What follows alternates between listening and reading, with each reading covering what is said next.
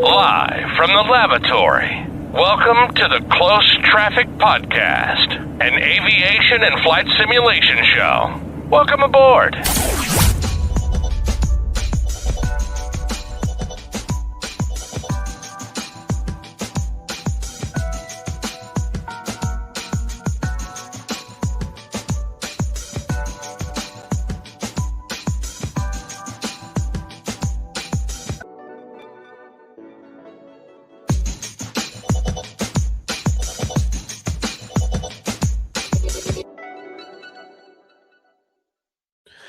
Ladies and gentlemen, welcome back to a live version of the Closed Traffic Podcast. It has been a while, my friend, since we've joined you here, both with an episode and especially with the live. Actually, no, that's a lie. I wasn't here. My good partners, Johnny and Charlie. So, just goes to show you how important I think I am. Anyways, welcome back to the Closed Traffic Podcast for our second live podcast of the year. I hope you guys have all been well. We've got a very special guest here as well with us today, Mr. Raul from FS Reborn. We'll get into that in a second. In the meantime, I'll throw it to my co-host here, Mr. Johnny. Johnny, say hello to the people. How you been, man? Hey guys, how's it going? Hope everyone has been doing well. Texas is finally unthawing now, so it's very nice over here. Aside from that, what about you, Mike? How's everything been going over there? You know, man, not as cold as the rest of the country. I'll say that. I was in New York this week, so I experienced some of that frostbite and snow and all the good cold weather that some of you guys have. But it's good to be back in sunny Southern California. So I hope the rest of you all are staying warm. The weather is really ridiculous across the country the last couple of weeks. So yeah, hope you guys are staying warm, staying safe. Other than that, man, I'm good. I'm ready to jump right into it. Heck yeah, man. Let's end it. Mr. Raul, how are you, man? I'm all right, man. It's very cold here, too, in England right now. It was -10 this morning. Oh, wow. All frosty. Yes. See, I didn't realize England got that cold. Listen, I know, you've got rain. You live there, but you either. That just goes to show you, man. It just suddenly started. The world is going mad. The world is going mad. Indeed. So I take back my previous statement. The weather across the country, the weather across the world is insane right now. The world, Craig. The world, Craig. Oh man, awesome. Raul, first of all, thanks for joining us here. I know we connected initially during FS Expo in June. I can't believe it's been 6 months already, and we are already preparing for the next one in another 6 months. Yeah. Extremely awesome. For those of you that have joined us live, welcome again as well. Feel free to use the chat there in YouTube to as well as on the Facebook side and Twitter. Twitter. X. We're everywhere. Where are we? X. Oh yes. Thanks, Elon. Get that right, man. Yeah. You're gonna get banned now, man. I was gonna say, instantly. Man, our accounts are gone after today. Yeah, feel free to jump into the chat, ask any questions pertaining to Raul and FS Reborn and the M5. We're going to get into all of that here in a second, so feel free to use the chat. But Raul, again, it was a pleasure meeting you at Expo. Great talking to you. You showed us some extremely promising things across the roadmap. One of which has been released already and continues to be great, and you continue to iterate on it, and it's just been a blast. But we'll kind of go back in time, if you will, for those that don't have the history, and for you to kind of introduce yourself a little bit more formally and tell us a little bit more about yourself. Okay. All right. So, I started in flight simulator. I started doing add-ons back in P3D times. And that was back in 2017. And what I did at that time is I wanted to go back to full flight simulation because my daughter was on the way. And I stopped flying for real because I used to fly for real ultralights and small little planes. Oh, so nice. I thought, okay, now I'm going to have a kid. I don't want to risk anymore. General aviation here in Europe is not as active it is in the part of USA, right. So it's a little bit more risky in a way, So I installed a Prepare 3D because I was tired of FSX, and then what happened is I found a problem with the effects. that they were showing on the air traffic, and I hated it. So I created a freeware. Being a developer, I knew how to do things, right? So I went to the SDK, learned something, and I created a freeware for Prepare 3D. And then there was like 30,000 downloads in the first 2-3 months. I thought, dear God, Wow. You didn't see that coming. what the hell I started? But of course, that's the trade, right? You think that you could sell something that much, but it's because it's free, right? It's a big balance. But nevertheless, I said, okay, well, let me start a little experiment with this, right? So I created the company and I proceed to improve the freeware. And I created something called FS Reborn Professional. And that little software, what it used to do is it will scan your entire eye traffic, AAGM, FSTL. It will find it all and it will edit the lightings of each model and put the correct light pattern for each type of aircraft. Wow. Create a database on the FAA and everything. And I knew that what was the timing of the strobes for Airbus, the timing of the strobe for Boeing, the timing of the strobes for CRGs, and all that kind of thing. I will do it exactly as per real world. So what happened is when people had it on P3D at the time, you could know what airplane was from the far because you were seeing the right pattern, right? Airbus double flashes. People don't know that. You have two flashes, one beacon in the middle, and then again two flashes. Where Boeing is one single flash. So you know straight away what kind of, okay, that's a Boeing. That's a and that went well. By the time I started releasing it, the news of Microsoft Flight Simulator came out. So my sales tanked because nobody wanted to buy anything for Prepare 3D. So it was a little bit of a bad timing and bad luck. And then what happened is I met in Cosford. We used to use prior COVID Flight Sim show, and I met Kevin and Epson from Parallel 42. And they told me, look, we are going to need someone to partner with to continue developing of immersion packages. And we partner while we were waiting for Microsoft Flight Simulator SDK because nobody had one. Sure. And we developed together a lot of immersion packages for Prepare 3D. So I was part of the team that doing the immersion packages and NXU2, Airbus V2, the 777 V2, all that. And that went well because by that time people realized, okay, Microsoft Flight Simulator is taking a while. It's not. it was just news. Doesn't mean that it's out the next month. Right. So sales came out again a little bit. And that worked well, and that helped me to save some money to start my next venture. And that venture was Microsoft Flight Simulator. I wanted to find something that I could do in Microsoft Flight Simulator, but I wanted something a little bit more different. So I thought, let me get into doing airplanes, right? So that's when I came with the idea. Okay, if I could buy an aircraft right now for real, right? What I would buy. So I went hunting, right? And I found this little Czechoslovakian aircraft manufacturer called TL Ultralight, which makes the Sting S4, and it comes with a parachute. So two advantages of that for me was, number one, it was affordable. It is much cheaper than a Cessna. That's right. Brand new. And I thought, okay, but if I could fly that, it means that if something goes wrong, I pull the chute down safe. So it brought that to my kind of attention. And then when I saw the canopy, and they have like a VR tour of it, and I saw myself sitting there with a canopy, how beautiful it is to look around. So, oh, this is it. This is the one I'm going to make. But my 3D skills at the time were not that advanced. So what I did is I started finding people that could do the 3D for me. Mm.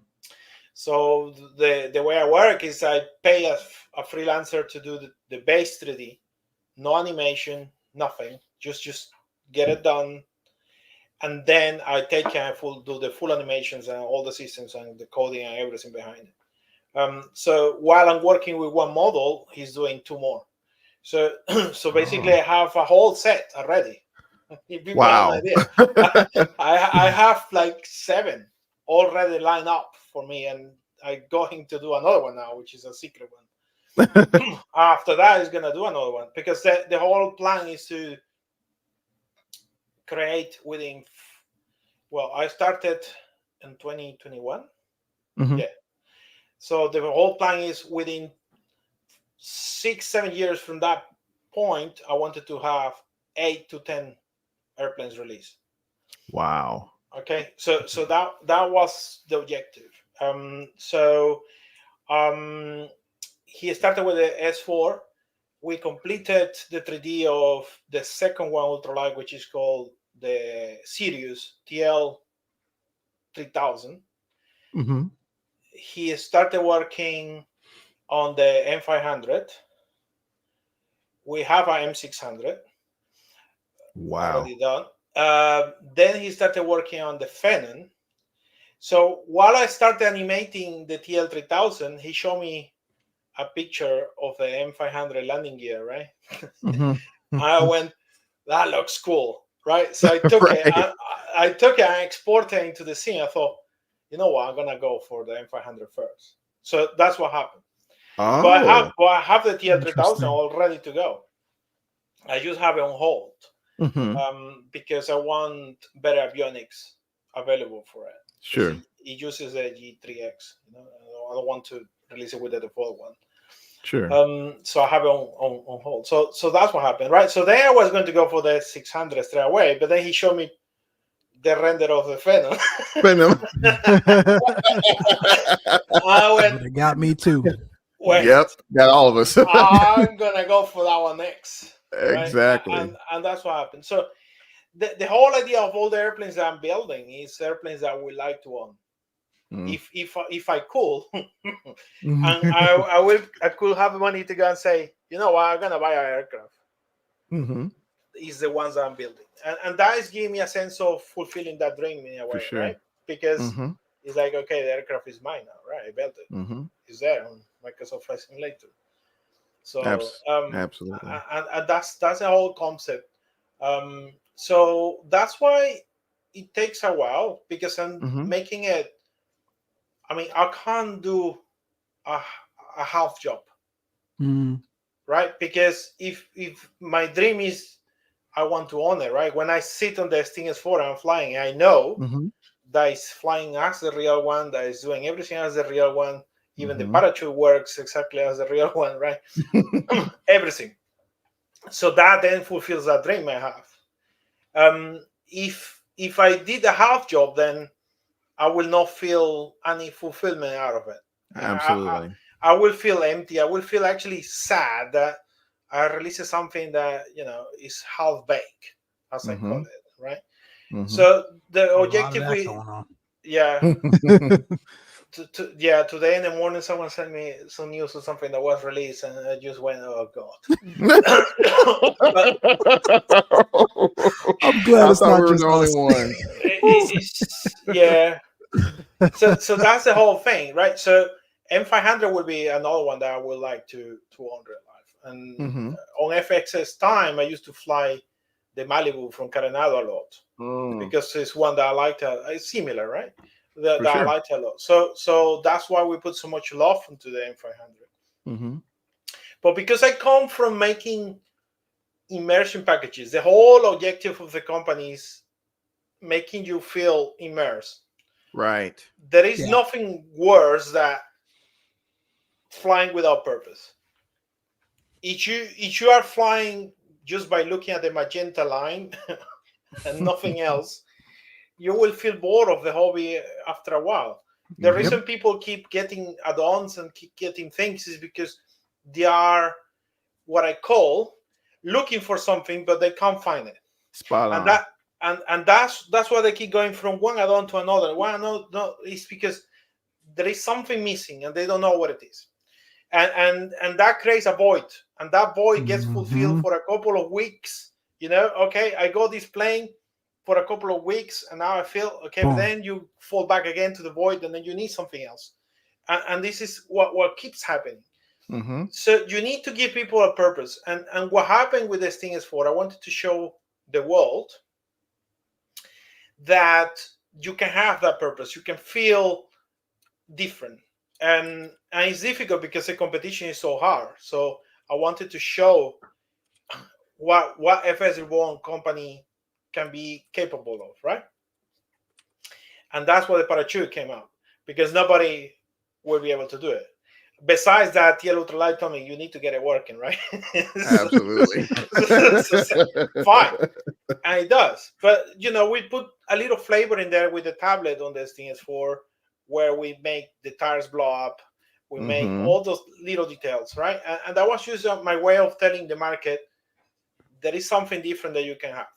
That is not just an add-on. It's something that you feel you own it, right? And it's odd because a lot of people thought this is a little airplane, where I will get it. And then what happens, people buy it, they start flying it, and they then come to me and say, there is something about it. I don't know what it is. I can't stop flying it.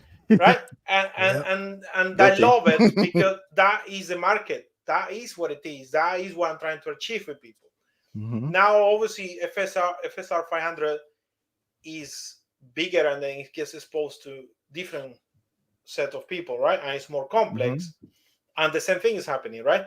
It came out with a lot of competition around because there was other turboprops coming out at the same time. Yep. And then people went like, I'm gonna get only one. I'm gonna get, I was just sitting there relaxed laughing and say, you try whatever, and then we see. And what happened is people went around, and now I can see them back on my Discord server. They're flying again, right? Because they're back. Because there is something about it again that makes you fly every time, every day. Absolutely. It's a little details. I call this between my beta testers the amalgam of ridiculous details that nobody thought that you could put into an aircraft, right? And because you put so many little of them together, then what happens is the product becomes something that has a soul because it feels alive. It's not just a piece of metal with wings. It is something about it that they can't describe because it's too many little things about it. So therefore, it doesn't have any description. So the entire idea of FS Reborn is creating products like this. Absolutely. And you guys can rest assured that every single thing that will come on as an idea to create will be exactly like that, right? I remember during the beta tests, I was creating the cars that comes to the aircraft, the fuel truck, all that kind of thing. But I don't tell the beta testers. Sure. Right? You don't tell them. You want to hit them with a surprise, the same thing that a customer will see, because then I can make sure react. Yeah, it's like seeing the reactions. And at the beginning, they were like, "Why you haven't updated for so many weeks?" And I'm like, "I'm working on something. Just wait, right?" And then it came out, and they were like, "Whoa, what's this?" Right? And some of them got the concept. Some of them were like, "I don't see why you are wasting all the time doing this when we have Ground Services X, right? GSX." I was like, "Yeah, but people on Xbox don't have that." Exactly. And it's not the same. Let's be honest. It's right. And I said, and the other problem is that has been created wonderfully. It's an amazing product, but it's for airliners. Exactly. Right on. That's what I mean. It's not on the same. On the general aviation space that will bring the fuel truck and connect it where it's supposed to be and do the stuff supposed to be. So this is just a little bit of something silly, but connected with all the other silly things that we were adding, it made sense, right? Because absolutely. now people feel like I like it, right? and then that was exactly what happened. And then the beta tester were like, okay, yeah, I see it. But why you don't link it to GSX? I said, no, I don't want to link it to GSX. Who bring a bus of 75 feet to a little turboprop? It just doesn't happen in real world. That's not how it happens. I told them, and you have to see the bigger picture. How these turboprops and these private jets and everything is being sold to the public. You show them a picture of the plane, and what does it have next to it? A Porsche. Aston Martin, a Ferrari, or something exactly. like that. That is exactly so. That means that people, when they go to the website and they see this aircraft, they are getting bombarded already on the subconscious mind. That's what it is, right? So it helps. It helps to have all those little details around it because it gives people that kind of immersive scenario. Now they feel they own it, right? Now I have my turboprop, and then I can come with my car and pick the one I like and bring it over to the plane and all that kind of things. So now we're coming to the Phenom. And I mean, hey, Raul, sorry, real quick before you go into the Phenom, we did have some folks join us again. Welcome if you're just joining here in the last 15 minutes or so. We've got our good buddy Raul on from FS Reborn. He's sort of taking us through his history around, his development foresight and some of the historics that he's worked on in the older P3D days and whatnot. Our good buddy Charlie isn't here. That's why he's been instructed by Johnny to call HR. So Charlie HR will be getting in contact with you a little later for missing this meeting. But beyond that, welcome. And again, guys, feel free to jump into the chat. The Phenom. Yeah. So the Phenom has been all my life one of my preferred private jets, right? And now something I don't do is create an aircraft for Microsoft Flight Simulator if something has been created right? An example, I love the PC-12. It was one of my favorite turboprops, but I knew that Alex was going to make one. I thought, perfect, that's covered. I don't have to worry about when I want to fly a PC-12 because I just get Alex one and then it's fine. Yep.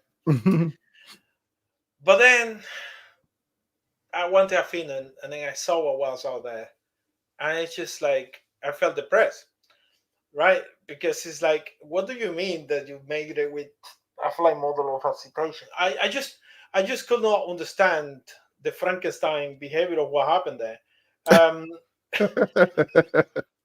And then I just thought, I have to make it right? So the whole idea is that I want to change the space as well. The idea of FS Reborn is on the title is, let's change what is happening from every perspective. People that saw the release of 500 could see how the support was and how we treat people on our community. You never hear expressions, read the F manual. That's forbidden by all my mods, and all my beta testers have that word forbidden. They can yell that inside the internal chats if they want, but exactly, they're not allowed to, because I want people to understand that you as a developer are going to get treated the way you treat your customers. It's just facts. Spot on. Right. So I want to avoid as well the treatment that happens in the community. People are slamming devs, man. They are telling things to the devs, and the way that they report problems and the way that they speak to them is sometimes appalling. I understand where they're coming from, because what is happening out there, right? The results of the getting with other things are making them on the edge, as I call it. So as soon as they find a problem, they just react. But we need to as well try to change the behavior.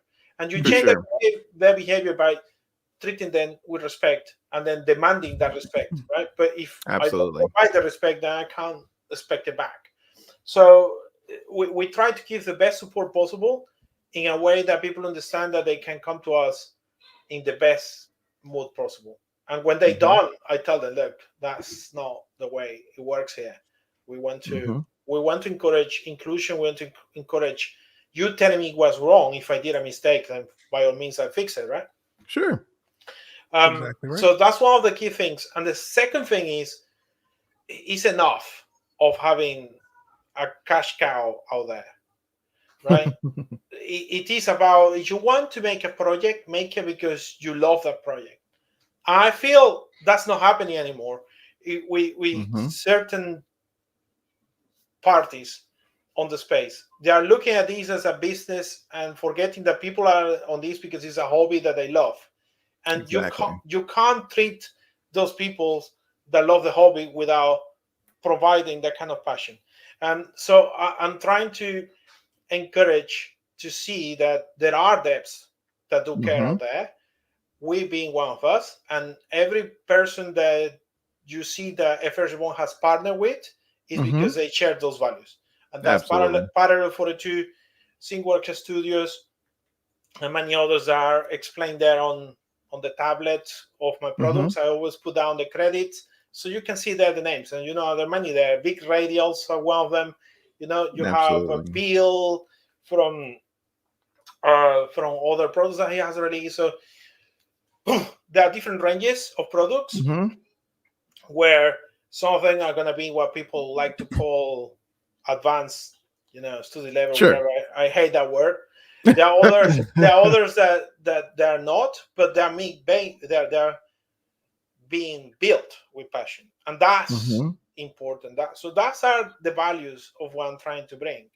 I believe Fennon is gonna bring a change into the space of about private jets, because what's happening is that I've seen every single private jet release, and it has been done in a rush, except for Marwan, which worked with FFX. He's putting a lot of passion on his product. A lot of passion. Because he's like that.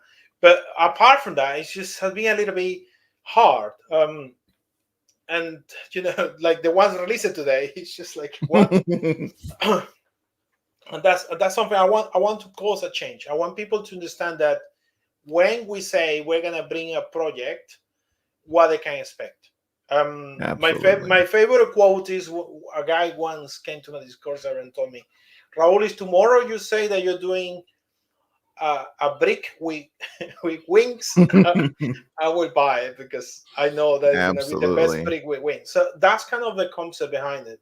There is someone asking a question. What was the harder part of the development process? Right. So the harder parts of the development process with M500 was this.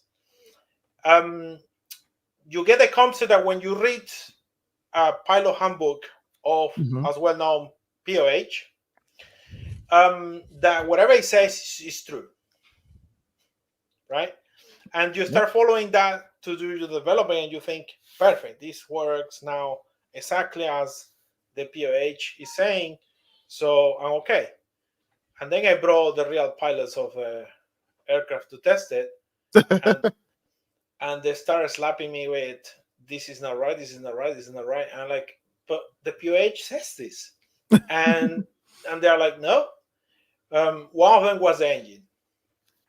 So I thought that the maximum torque was a particular figure.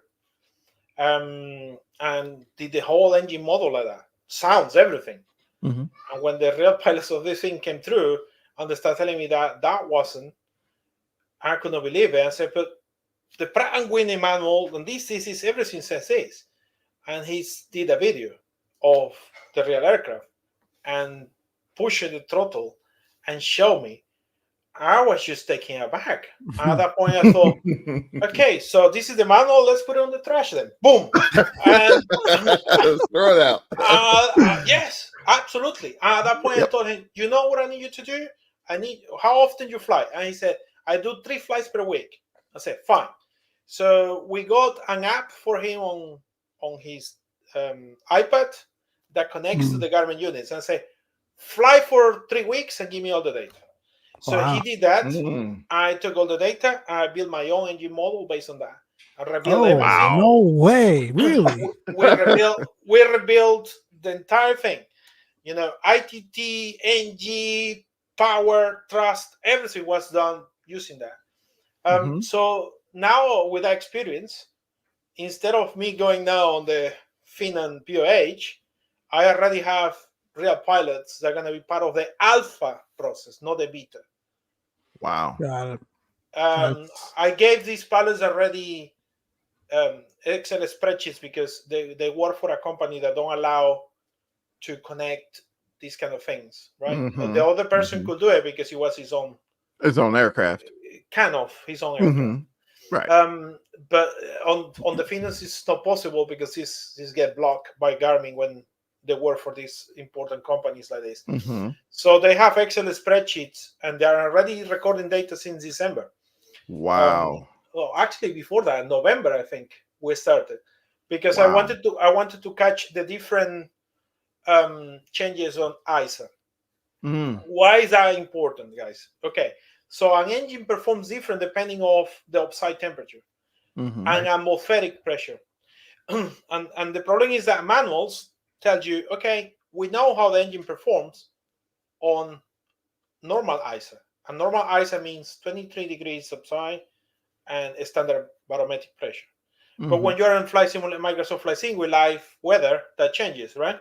So you could be on ISA +5, +15, +20, +25, or ISA -5, -10, -15, you have a whole range. And that data changes. And you can't calibrate your engine correctly if you don't have the data, all of that, the entire spectrum.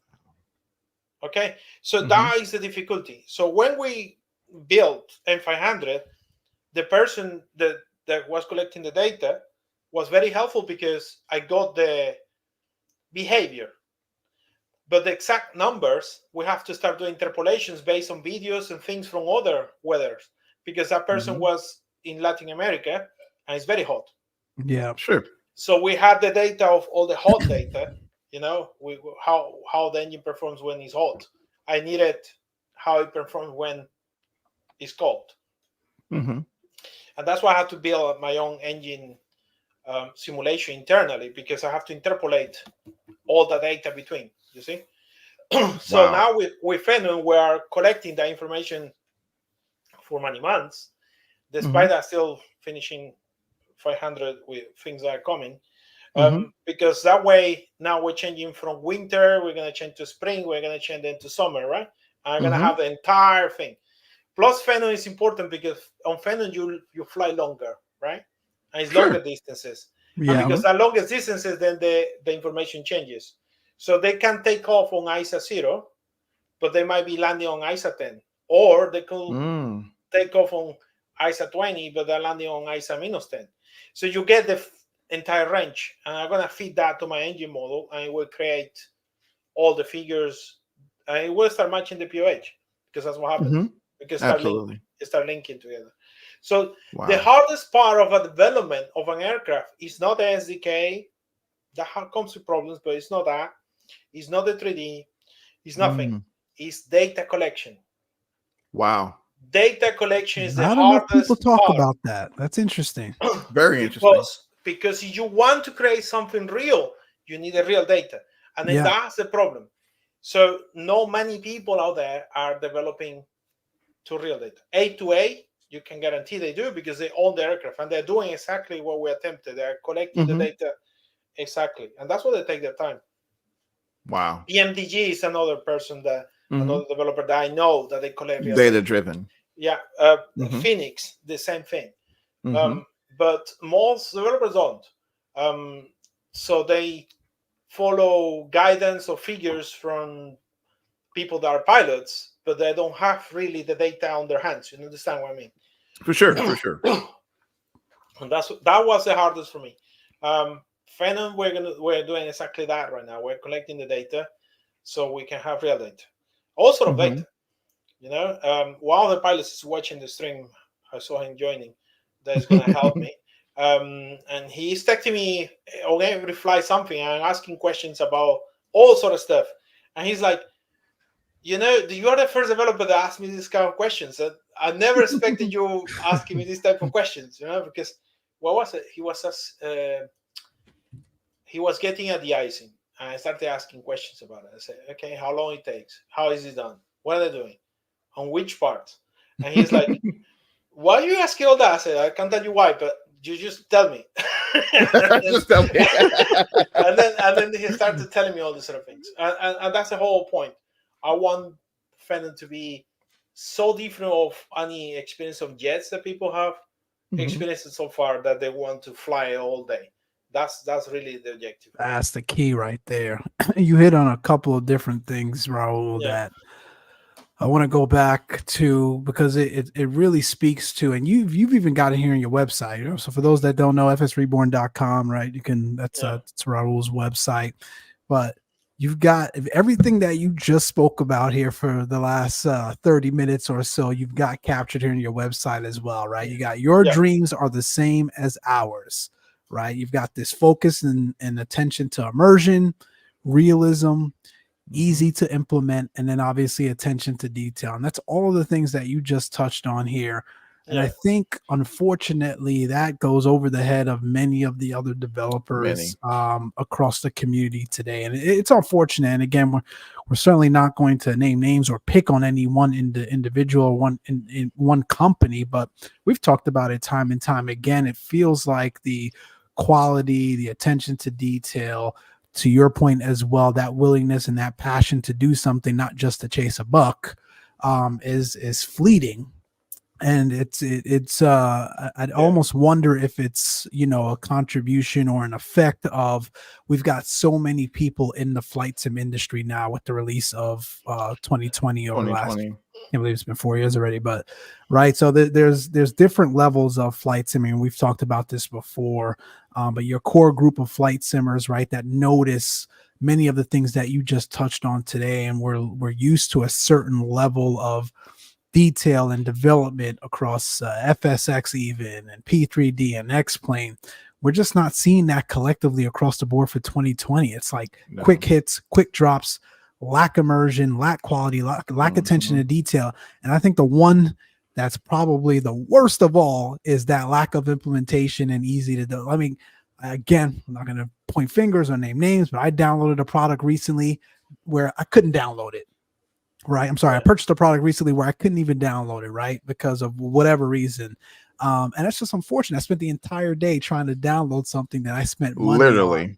Literally the entire. I've got screenshots of the continued download failures of that product. And it's, again, like that's the kind of stuff that I think is missing these days as it relates to, flights. And so thank you for spending time to really, hone in and touch on those things and back that up based on what's on your website as well. And based on the products that you've been able to implement and push out to the community so far as well. Yeah. Well, that's the key thing is I have to be happy what I'm building, right? Because I love what I'm making. That's the important step. So if I'm not happy, it doesn't get released. That's why I don't give release dates. A lot of people is like, how long is it gonna take you? I don't know. I have to be happy about it. It could be that tomorrow I wake up and I have this crazy idea to put something into it for the immersion purpose. And I don't want to be limited. I can't do it because I asked people. I told people I'm gonna release it by Tuesday, but why? Exactly. Number one, you never hit deadlines. Yep. It's the truth. Anything can happen. I might not be feeling like doing coding today, and then I just go and lay my ass in the sofa and watch something, or it might be that your family gets sick or something happened, and then you are not up to it, and by you committing for a deadline, and you setting yourself for failure, and then at that point, the people will lose respect for you because you promise something that you can't deliver, and then that's it. The trust is gone. Absolutely. So it's a trap that I avoid at all costs. When I say soon, okay, it's getting soon. But soon, my terms is different. Why? Because the development process is a little bit longer.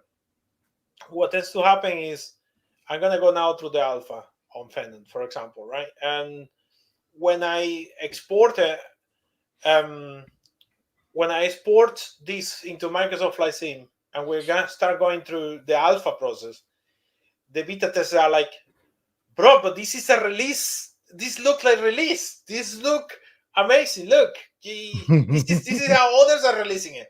Yes, but this is alpha on my QA type of process. This is just to see if we got the 3D in a good state. Right, okay. So what is beta? What is it when Raul says, I have achieved beta?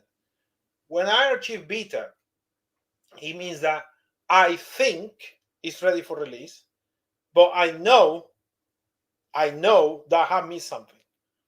So I have reached my level of, I have implemented all my ideas, but now I need someone to bring me back to the ground. And that's when I switch from people that are on the alpha process to the beta. And it's a new set of people that come with fresh eyes that have never used it. And they go, but it would be cool if this does that. I'll say, okay. Or it would be cool if we implement this because I feel that the tablet should pin the charts in this order. You know, I'm just giving you ideas. They fly every day, multiple aircraft, legs or aircraft, and they are filling a void of something, as we speak earlier, and therefore they want the void to be fulfilled. So they know now. They know Raul for so many years that their voice is actually listened, because that's what happened on my beta team. Everything that they say actually counts to me, because if they are in the team, it's for a reason, right? So sometimes they come and tell me, I'm really sorry, but this is crap. And they tell me like that. And I say, okay, why do you think it's bad? And they will give me the reasoning. And then we will, okay, so what you propose to make it better? And those discussions happen very often on the beta team between 20, well, right now we're around 28 people. And they will explain and they will have argument between them. And you sitting there watching on Discord like, okay, all right, okay. And then we reach a conclusion between us, what would be the best? And then it gets implemented. So if you have a deadline, you know, you are now severing the process, not allowing it to be a process of flow where the snapshot of the people that are potentially going to use the product are telling you something that you should change. And then that will allow things to improve, right? To me, when a beta tester or even a customer takes the time to write you a report, you know, sometimes they write reports like this, right? Many developers feel defensive and immediately take a stand, where what I do is I read it, because that person just wasted probably half an hour or 45 minutes to explain something he wants or something he feels should be on the product. What does that mean, really? It means that he likes the product so much that he wants it better. That's my approach to those things, right? He's not angry at me. If he was, and starts being angry at me, and then we coming down and say, no. Sure. Right? But if he's writing the report, it's because he's so pleased that finally he's found something on the space that is so cool, and he wants even better. That's what he's trying to do. So it's a way of showing. Some people show their love to a brand by trying to improve the brand, and that's how I see most of those feedbacks. And you can see on my Discord forum there was a couple of people that took the time to took a screenshot of the real LEDs of the navigation lights, right? And told me, you're missing this. And it's true, I was. But it's because at the time that we wanted to implement this, the videos I found online, I didn't notice that there was a white navigation light. I thought it was a strobe because it's exactly the same color. So I made a mistake, right? And they said, no, someone that works on the space that sells these things probably, you know, straight away knows that it is missing, right? But it was so nice the way that they reported, so professional, friendly, etc., because they can see that I'm open-minded, right? So it wasn't an angry statement or anything. You just put it there, fine. I just did it, and it's scheduled for the next release because I used all the information that they had to make it happen. There were others report like that, and that's the whole concept. What happened internally on beta before even going to release, and then we reach what is called the release candidate. The release candidate is when I go to streamers and say, okay, we are ready now to start showing what is going to come. And then the trailer gets made. Mm-hmm. For me, trailers are very important because the way that I do the trailers, it has to reflect the feelings of how the project started to how the project is getting to a release stage. Mm-hmm. And normally the music that we put on the trailers is putting those feelings into motion. Mm-hmm. Yep. Absolutely. So now I get the music actually is composed.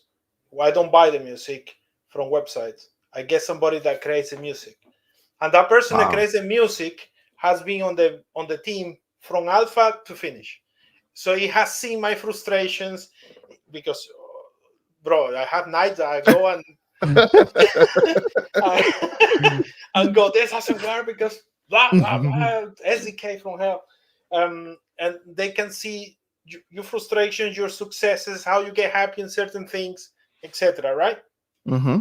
So before creating the trailer, I create the music first, and that music is driving all those feelings from the beginning to the end.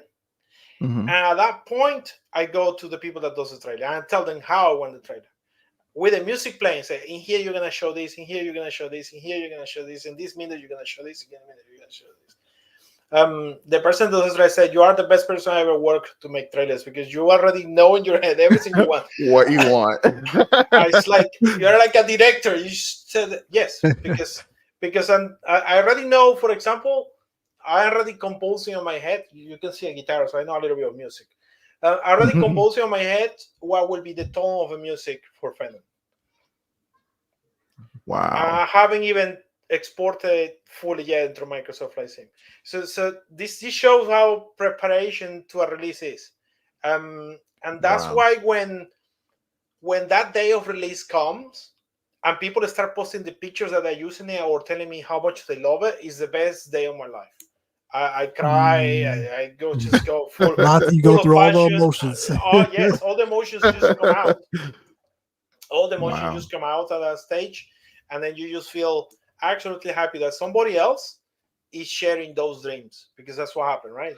They are now feeling that way.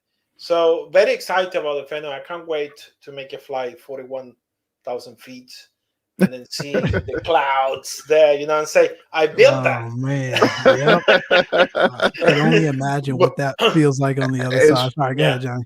Absolutely. No. And again, it's kind of going back to passion, I'm normally not the one to really dive into smaller aircraft, ultralights, or things like that. And I was just kind of perusing the marketplace. This was almost a year, 2 years. I forgot when you released the Sting, Raul, but it's been a while ago. Yeah, and just looking at it, I was just like, man, this looks. I have never heard of this individual, but it looks really interesting. Let me pick it up. And I get in it, and I mean, you can immediately just see the love involved in creating this airplane. And to your point, it was just like I couldn't stop flying the free. I'm like, I got airliners not lying. We got screenshots hourly for days. And it's about, and I've talked to Mike and the rest of the team. It's about the holistic experience. A lot of the users, they're taking time off their day, they're getting off of work and things like that, and they're looking to fulfill their passion in whatever way. And, they're jumping to their favorite aircraft of choice. And it's, it's great to get enjoyment from the process of getting from point A to point B. But to your point, to a certain extent, after that, second, third flight, it's like, okay, I've followed the magenta line, what else is there? And I think that's where a lot of add-ons unfortunately fall short. They don't provide that holistic experience. Oh wow, it's cold. Wow, my tire pressure's low. Let me air that up. Or what's my oil quantity? Some of the things and the nuances involved in operating aircraft, I think, in my opinion, I think, to me, just adds so much to the immersion. And to your point, yeah, if you released a brick at this point, Raul, I would buy it. Thank you, man. Because it's right. It's Yeah. even I got some time in the 208 with the PT6 114, and I think that was my biggest gripe. It was I had and I kind of have an affinity for turboprops, it's kind of my thing. But it was to a point to where I would have to go to X-Plane in order to get a holistic turboprop experience. And you release the 500, load it up. I was just like, man, it feels right. It feels right, and that's a process, and those type of products you simply can't rush.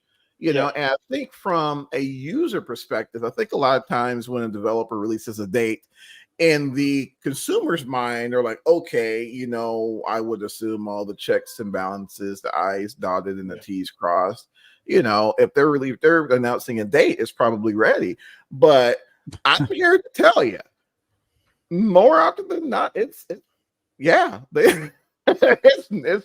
exact opposite, right? And I think that's where the animosity comes in, and this is probably one of the main reasons why we do Close Traffic Podcast, because we really want to bridge that gap between developers and the users. And to me, if it takes a year, if it takes to your point, you mentioned PMDG, that PMDG rushes for no one, but there's a reason, because whenever whatever is released, it's going to be right.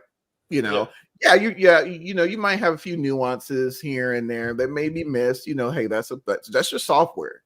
I'm in the industry myself, and but that's to be expected. But when I can't complete a flight, when I can't get from point A to point B, I think that's where you get that, because I peruse the Discords as well, and I've seen it. They're getting there. It's like I can't, and they're just, and I think a lot of that, it's like I take time out of my day to, I got kids. But you know why? Because you have that hole that you're trying to fulfill. Absolutely. And then you are having the expectations that this is gonna give you that high and that feeling, and then it doesn't, and then you feel so let down that deflation causes an incredible amount of frustration.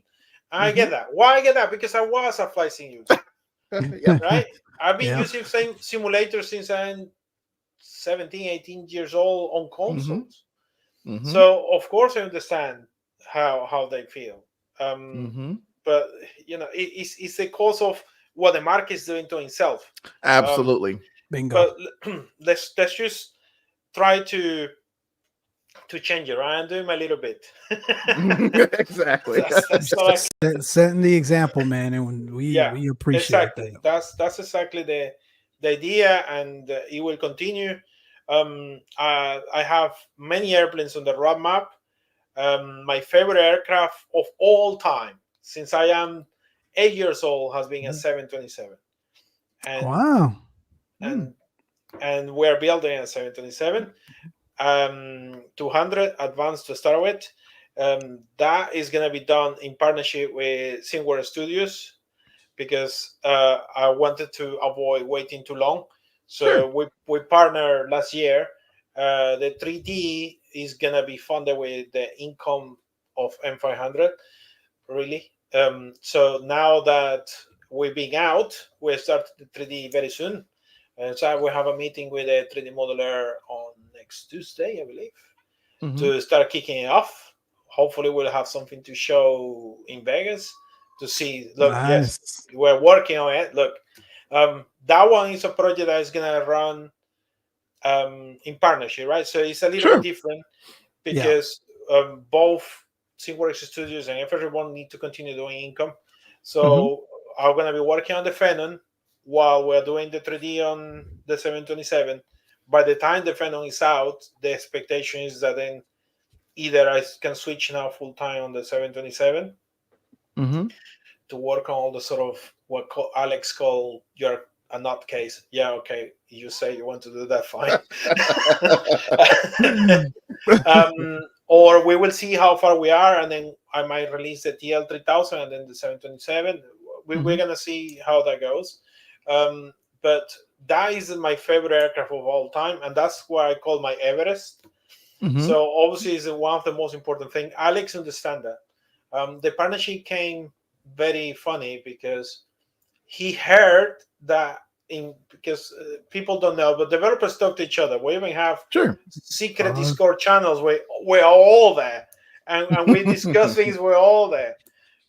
So he heard I wanted to do one, so he called me because he had my phone number and told me, "Is it true you are doing a 727?" But I mean, I was far from it, bro. I was just animating M500 by the time he called me. I said, "Yes."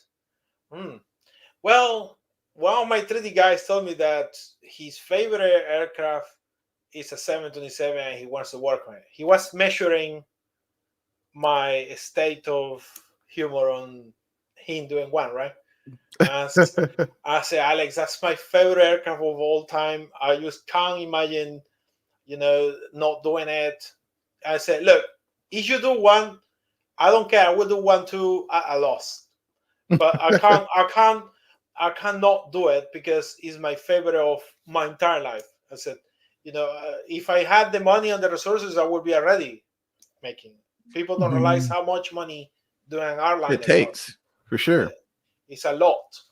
So then he says, "All right, Raul, don't worry. I will not get into your space. I just wanted to see how serious you were actually about it. Test your resolve. I can see how much you love it, so don't worry." And he went away, right? So I went like, okay. So I continue, and then 3 months later on, when I was on M500, I had a thought, right? But honestly, how long before I can even start, right? So then I called him, and I said, "Why we don't do this as a full partnership equal?" And he said to me, "I know you is the aircraft you love the most, and if you are inviting me to the party, I go and dance. But if you really want to do it all by yourself, go ahead." I said, "Yeah, but then it will take me too long. And you are incredibly good at flight models and things. I am an author in other areas and creating things that are outside of the box. So I think it will be a good combination." So I say, "Yeah, I think too." And that's how we decided then to go equal on it. Wow. And we are really, well, he knows how important it is to me. We had a meeting last week. I sent him a picture of a 727 every day, by the way. Every day he gets a picture of a 727. The days that, well, there are certain days that I forget, and then he's like, "Are you okay?" Because I haven't. And we had a meeting, the first meeting with the 3D modelers. I was explaining how much I like that aircraft and the parts I like the flaps. Explaining and show a video how they work, everything. And he knows exactly where those details of what I love the most, and they're focusing on that kind of things. Wow. From the meetings and things, just to make it as accurate as possible. We're already talking to companies that are running this 727 steel to try to arrange to record the sounds, because we want real engine sounds and loud as hell. So it's a lot of exactly. So it's a long process, and with a partnership is the right thing. For sure.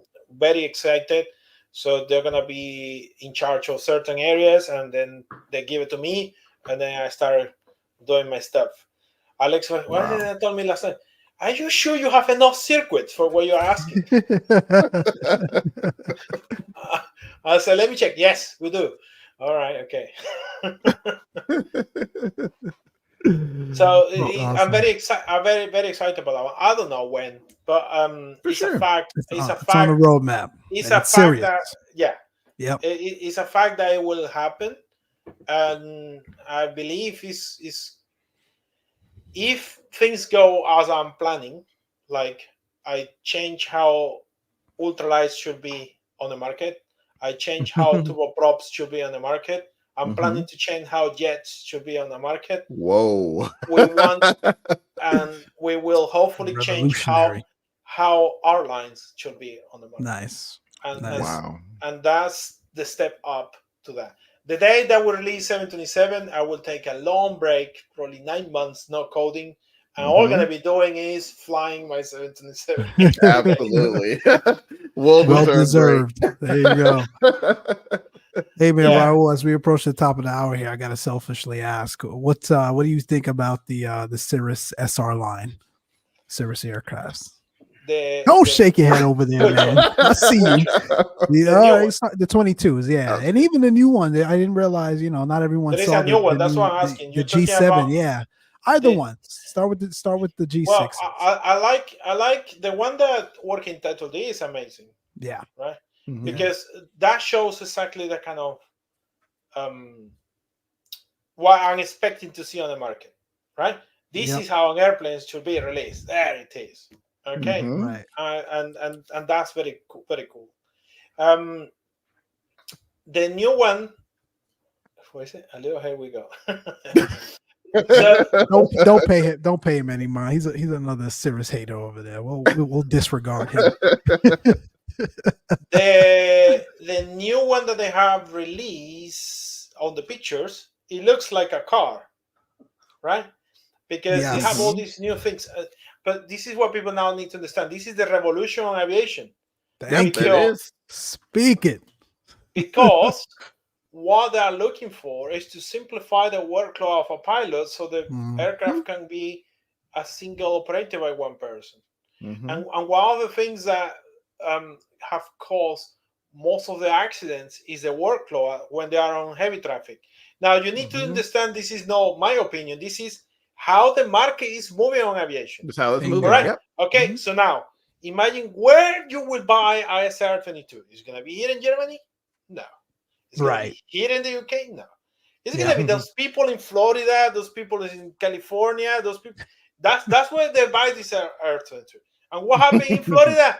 You have the heaviest traffic in the world. There is no one single second that you don't get a traffic advisory when you're flying through Florida. Right?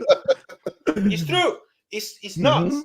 And everyone that has to study to be a pilot knows this, because you go and get these quick courses in Florida on these little schools, and then that's the first thing that they teach you, how busy the traffic is and how fast the weather changes. Because that's the other thing in Florida.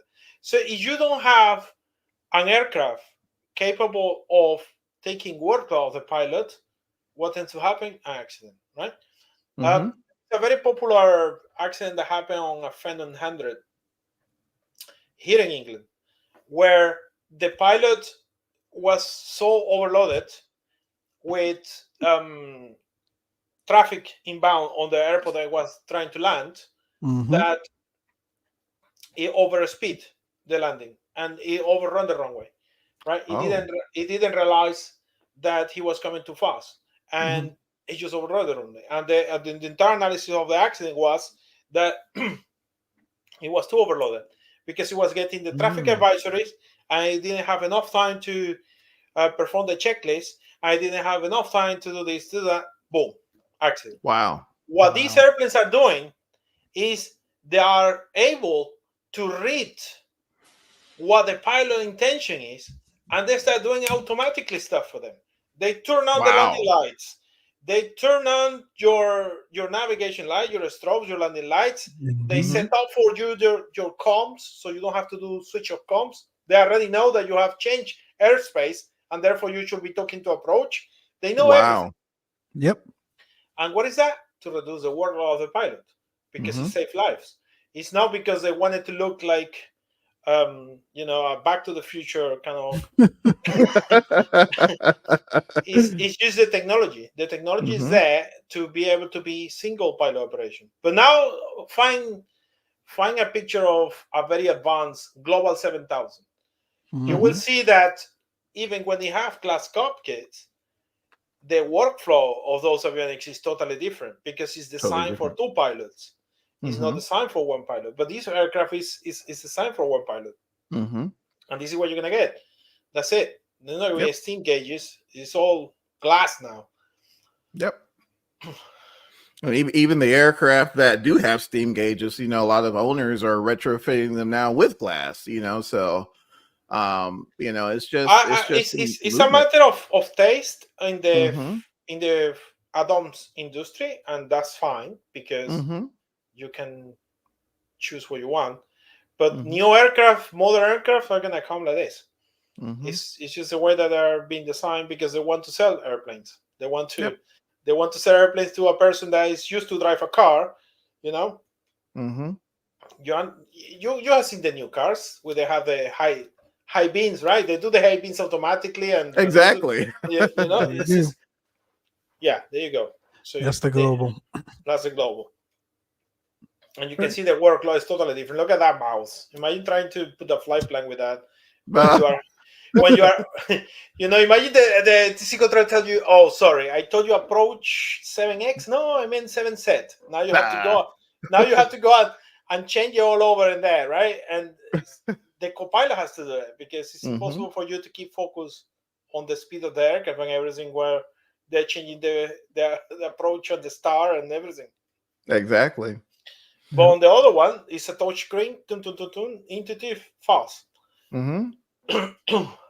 Yeah, I was just curious on the thoughts, selfishly, honestly, but even just from an aviator like yourself, and someone who's very familiar, obviously, with how you've articulated with single crew resource management, and just how general aviation is progressing to be a lot safer, efficient.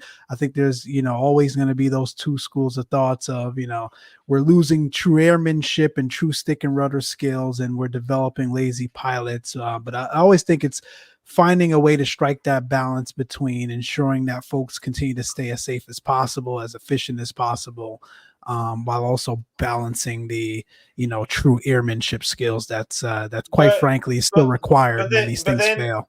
Then the way to see it is like this, right? Do you think that Airbus is going to train their pilots on a SR-22T? No. No. Do you think that Boeing is going to train their pilots on a SR-22? No. They train them on bonanzas with all sort of gauges, and they have to do manual boards and have to do everything as it should be for the ATP program. This is an aircraft that is designed for a different market.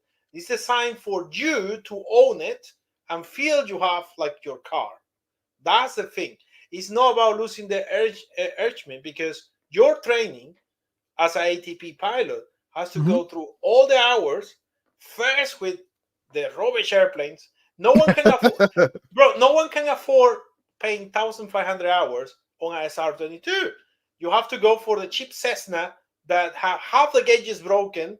And yeah, you're laughing because that's the reality. It's true. That's how. Yeah, exactly. But I think it's changing though, Raul. If you take a look at United Aviate Academy, right? And again, this is few and far in between. So you're absolutely right. The majority is still that way. But if you look at some of these recent academies, airline academies that have been stood up, and maybe I'm speaking primarily for the U.S., they've evolved that thinking towards that general aviation sort of less complex, more efficient, easy to work everyone is through. starting with a PPL, and all the yes. Okay, so absolutely. all the trainings on PPLs don't occur on the SR-22. If you see the fleets of aviation, I mean, the moderns I have seen on single pilot has been the DA-22, and they don't have glass cockpit. They have still these gauges for voyeur air approach and stuff like that. And then you have the multi-engine that you have to get approval for, which normally then the A62s, right? That comes with the G1000 now, right? But if you see the version for the schools, they're putting the backup gauges in there, because the whole point of the study is that you have to pass it, right? You can't pass if you haven't studied it. So I don't think we're losing airship as such. Each pilot unique skills really is going to depend on the instructor. Now Yeah, the problem, I agree. the Yep. problem that we're having on the market is the lack of good instructors, because Spot on. what's occurring is that they want to do the hours towards the ATPL, Yep. and they say, oh well, what I do is I claim myself as CFI, and then I start doing all the hours and I get paid for it. Oh, this is great. But they're not doing it because they want to teach. They're doing it because it's a self-interest. And that is the biggest problem. You cannot be an instructor if your passion is not to teach, because then you're not paying attention. You are sitting in there trying to make your hours. So Counting hours. So you can tell one day, so this, I'm gonna go to my to my global, to whatever. I don't want to sit on a Cessna ever again. I hate it. So that is really the difficulty. So the argument, because the SR now has these beautiful glass gauges, that you're gonna lose air mention, I don't think that's the case. That is just mean that Cirrus want to make money selling it to rich people that owns Porsche, Ferraris, Mustangs, and all things that are automatic. But then it comes to the problem. Those people are busy and they don't trade well enough. And that is the second issue. So they have to bring this safety, because otherwise their market is falling apart. If it was so difficult to fly these planes, they will not sell them. Bingo. That's true.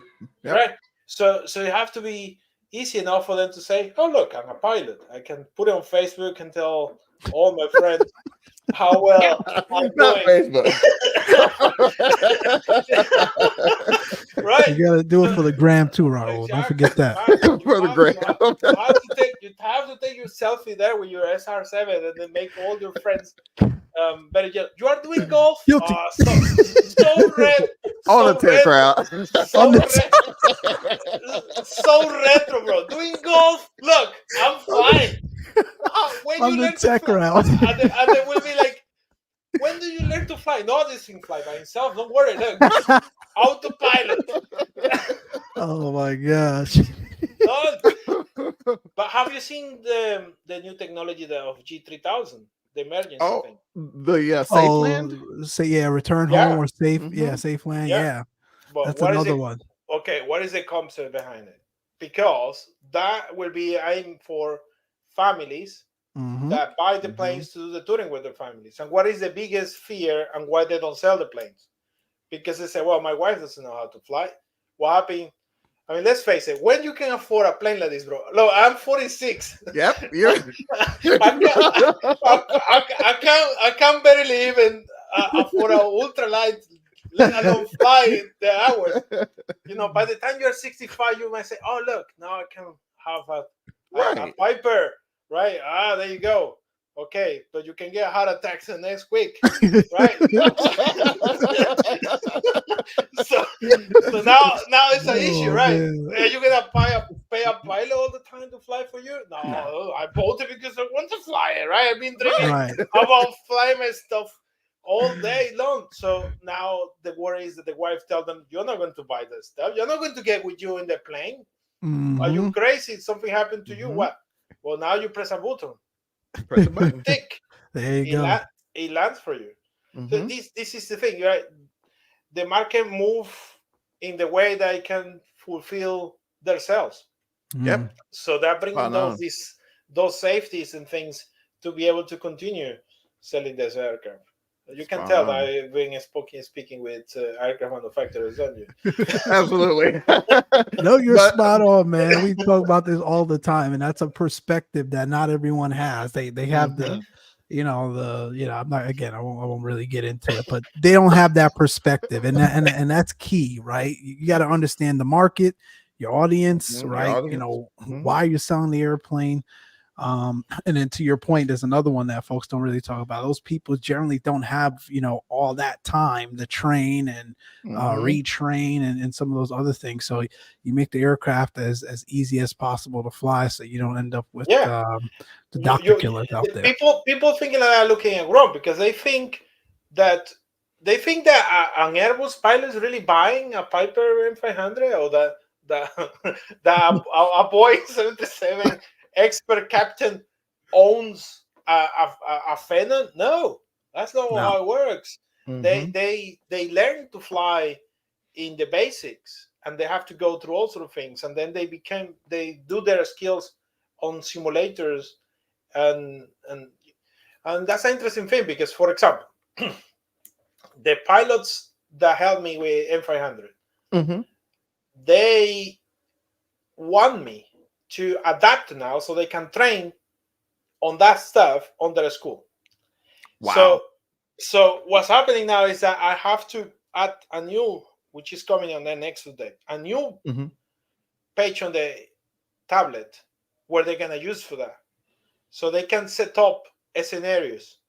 I want this to happen after 5 minutes. I want this to happen after 2,000 feet. I want this to go random. I want to, and then their CFI is gonna control it from another room, and then they're gonna feel all the kind of things. So Right. this is how they train. They don't train, flying the little gauges and the stuff all day Right. long. That's not how they build their skills. They have to build their skills into preparation for emergencies, and Mhm. you can't do that on a real aircraft all the time. Absolutely. They do practice, because I have seen training where but this is done normally on the PPL, because they know that's as far as you're gonna go. You're not going to be on simulators or something where they will Mhm. cut the engine for you and see what you do, or they will ask you to turn off the engine and simulate a glide path, right? But you can't really fully practice. The maximum they will take you to practice sometimes is stalls. But now Mhm. imagine trying to practice a stall for a Phenom. Sure. No hell, Mm. no. There is You ain't recovering that well, if at all. there is no way in hell that any person that owns a Phenom is gonna say, "Yeah, stall it to see what happens." That no, they will need to do it on a simulator, right? Mhm. So that's the whole point of simulators, and they will train those skills on a simulator.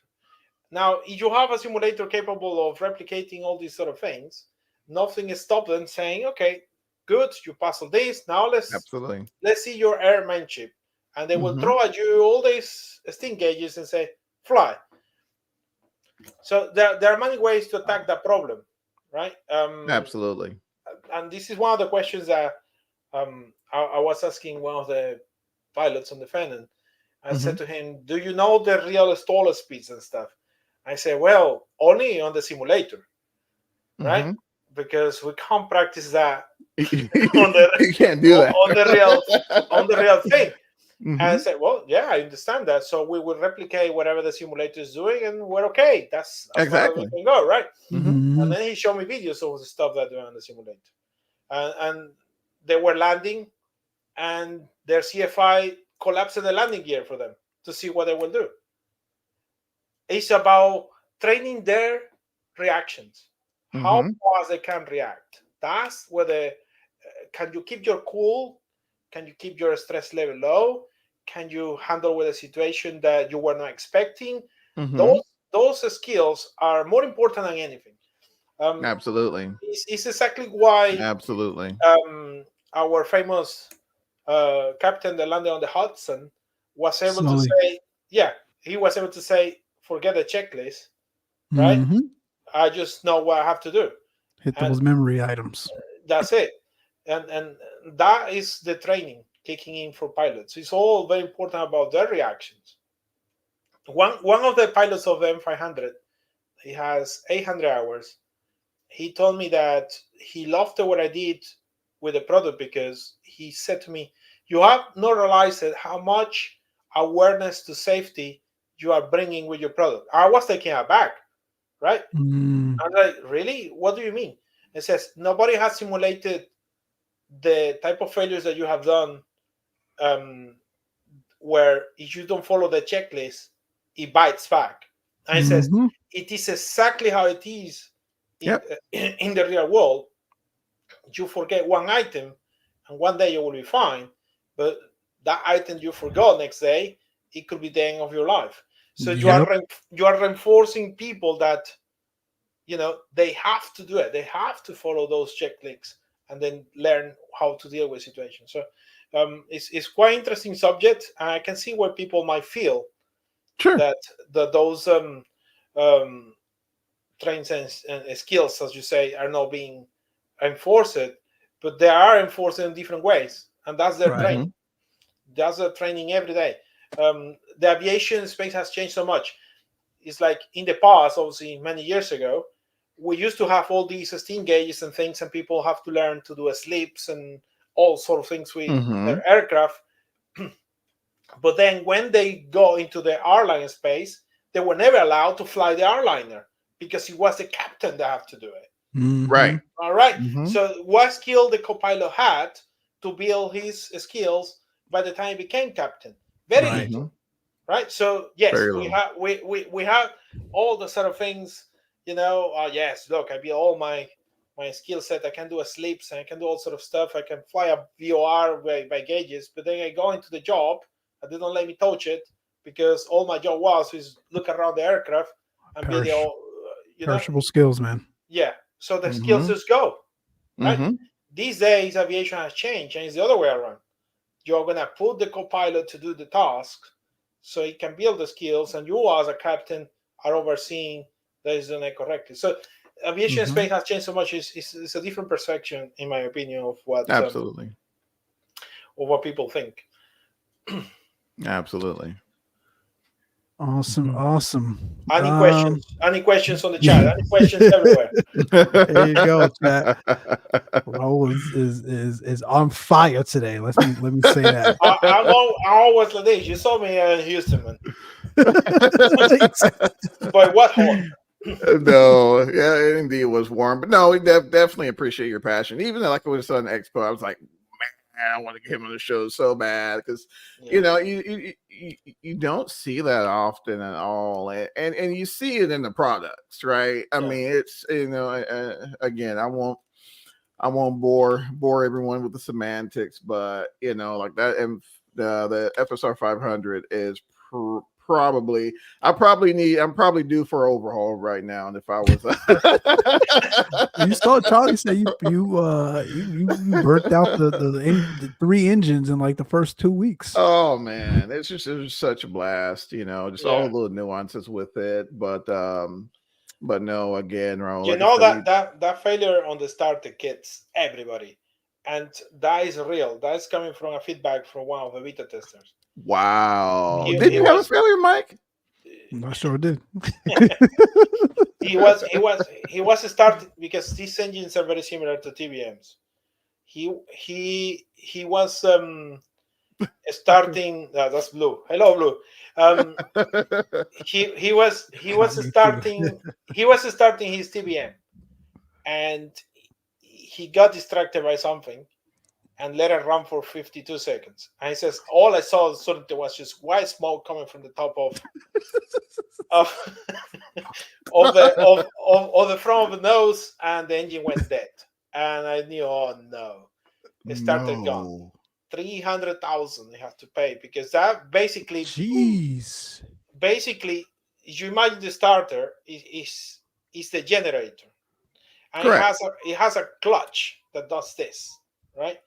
And when you're hitting the starter button, you're clutching and then start spinning the generator with the battery to make it go. But if that burns, you burn the generator.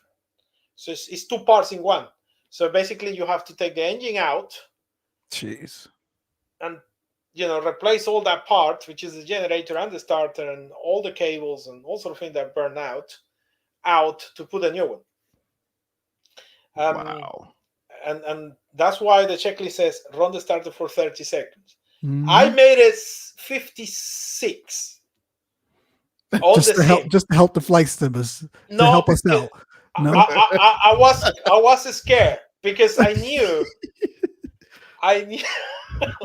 that people were going to bombard me with this board would be on fire. That's what I mean. Help us out. Yeah. And there are more advanced failures that we're gonna put in now.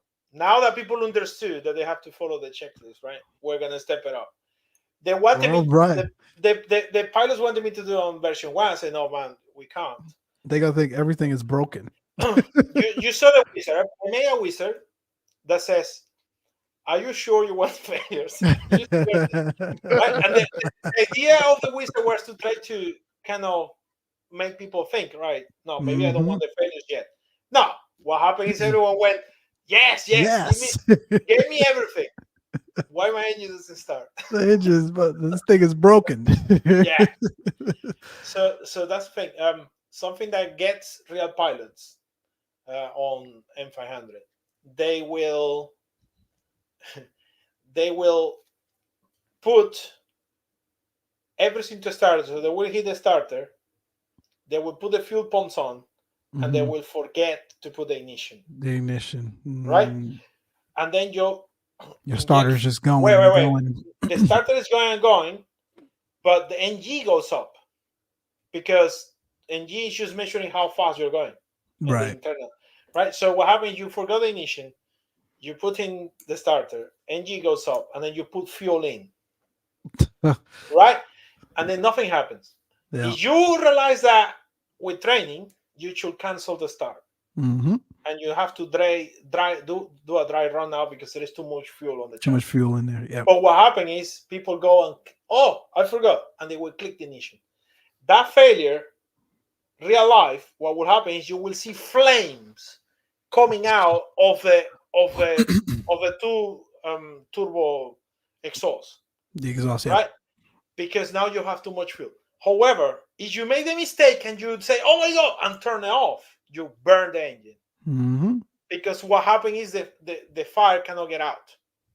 You have to let it go and watch the ATT until it's almost a whole start and then cancel it.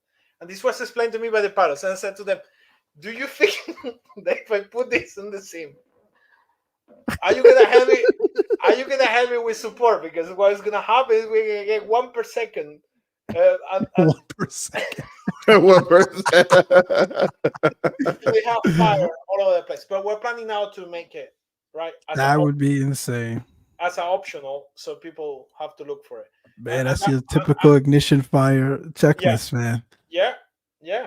So on start. Sometimes you can put everything on one go. I think now we have the reputation. Okay, when Raul is saying that there are failures, he means there's failures. Yeah, he means it, right? Read the checklist and follow it, line by line, or you're gonna find yourself, as we like to say, in a bind. Yeah. So that's coming as on the next day when I finally finish the coding of it. Man, that's awesome. Looking forward to that one. Folks in the chat, again, if you just joined here recently, we kicked off about an hour and a half ago now. Wow. We've got Raul here from FS Reborn. He's taking us through the history of his flight sim development, his passion for aviation, obviously some roadmap items that he's working through as well. And then, what's to come specifically for that 500 that we all love so much. We're definitely looking forward to that. And then, Raul, you mentioned, I've got there on the bottom, Flight Sim Expo, man. So you mentioned that you're looking to be there as well? Yes. So been talking to Alex, we want to be there to check a couple of things with Microsoft. It's sometimes better to have in person. Yeah. Absolutely. So we're still coordinating, but most likely, I'm going to be there. It's just deciding on which booth and all the mechanics about it and that kind of things. So we will be there. Excited for that. If you guys don't know, registration for that opened, about a month ago now. So make sure you guys get on over. Too soon, huh? And I want to get on with development, What do you mean I have to get ready to go? You got ready for it's crazy, right? And that's what we talked about at the beginning. Like we were just there 6 months ago, and in 6 months it's happening again. Out here in lovely Vegas. Can't wait for that. It's gonna be epic. I think if we think about how far Expo has come here in recent years, and the demand for that year over year. It's just been phenomenal. I think what continues to blow me away is the participation and attendance from folks across the world. I mean, Raul, yourself, right, coming from England, like that's crazy to me. To come to you see this in in sort of out there in other industries in the world, conferences that I attend for work and whatnot, people are there from across the world for sure. Right. But, that's not something that's like a hobby or a niche, right? Many of us are paid to be there. That's part of our jobs. Not this. People are spending their own hard-earned money, taking their own personal time, taking time away from work, vacation time. Some people probably are taking time that they don't get paid for to come and attend this. And it just speaks volume as it relates to, how important this is for folks. So I'm looking forward to it again. Again, those of you in the chat, we're looking forward to meet you. If we haven't met you before, definitely head on over to fsexpo.com, get your registration in. It's going to be a good time. Yeah. Too cool. Yeah. Cool, man. You might get a sneak preview of the Phantom pictures because I don't show things until they're ready. But on the expos, I did. You remember, guys? I remember. That's what had us going crazy. Yeah. Like, we got to get Raul on the show. Yeah. For sure. Man, awesome. Definitely. Anything else, man, that you wanted to cover today, Johnny? Man, no, aside from my screaming children in the background. It's been amazing, Raul. Again, sir, thank you. I know it's definitely been a process, us getting this arranged for sure, right? But appreciate you for coming on and just sharing your passion with us. Again, I think that's sorely missed in the industry. And looking forward to your future projects. And again, just know, definitely whatever you put out, definitely at least one sale would be me. So thank you very much. Well, that's all I need. I just love people telling me what they like. It just reinforces that passion inside of me when people share those words saying thank you for such detail or something that you like or something that it's so cool because it allows us as developers to see that the hard work that we put into it, people really appreciate. Someone saying, quick question, go on then. Shoot. All right, we're waiting. So yeah, it's so cool when people come and tell you how much they like it, right? There was a person that is there being conversation between a sub on Death regarding 2024. We can't say anything about it because NDAs and things. George told me a lot of things and tell me you can't tell anybody about it. So I can't. But I tell you, look, I'm looking forward for it because many things that I put as an immersion, I know that I'm failing to. I mean, you guys see what I've done. You go, wow. I'm still sitting sometimes here at night on my PC saying, I want to do this. And I know that I might be able in 2024. So that's the reality. Come on, it's just us here. This is going to the internet. Oh man, hilarious, man. Let's get out of here before we get in trouble. So folks, again, we cease and desist, man. We don't need a letter from Microsoft, that's for sure. We can't afford it. Anyway, Close Traffic Podcast. We're gonna head on out. Raul, thanks again for joining. Again, you guys get registered for Expo, and we will catch you guys on the flip one. Keep the blue side up.